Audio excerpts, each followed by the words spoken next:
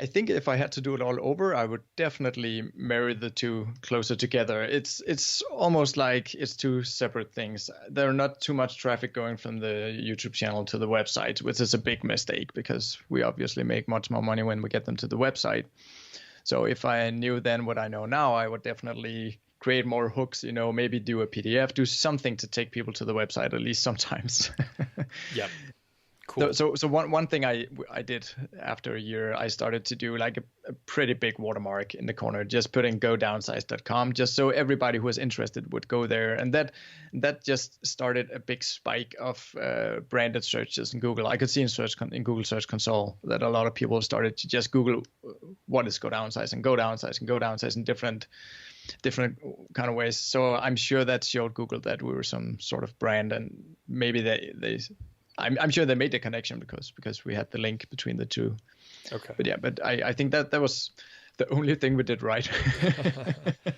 Yeah, it's hard. Well, from my small understanding of YouTube, like you don't want to always send people away from YouTube. YouTube wants people on the platform. They want them to binge videos. So you have to, it's a delicate balance of like, getting people to your site. And when you're growing, if you want that like unrestrained growth and your videos to be suggested and recommended all over the place, like if you're hooking people in and then you keep them on the platform, they love it. So yeah, definitely. That's definitely a balance. Yeah.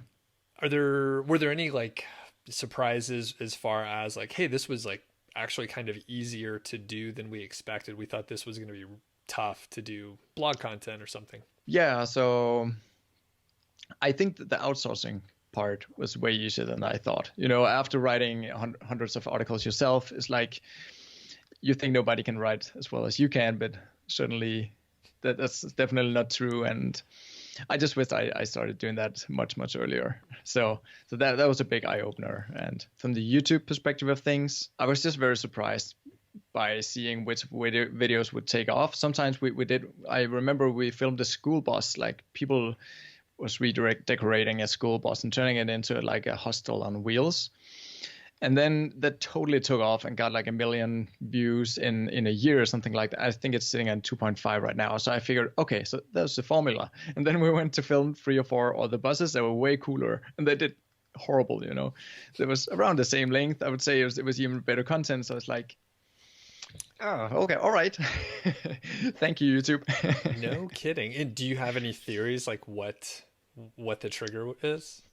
No, not really. I mean, maybe the guys in the first video was just super likable, and the numbers was definitely better. But from my perspective, the other videos was at least as good. But yeah, I don't know. Maybe there was one thing that totally came into play was that there was more and more competitors, or you can say other people doing the same stuff. So I think in the beginning, it was not that we had it for ourselves, but I mean, if you started looking on YouTube for tiny houses, tiny spaces, tiny apartments, stuff like that, we would definitely show up like most of the times. Now it's totally flooded. And already back then, I think that might have come into play. Okay. That's pretty interesting. Just being an early, I don't know what you call it, you're first to market basically, or early to market, gives you a big leg up. Yeah.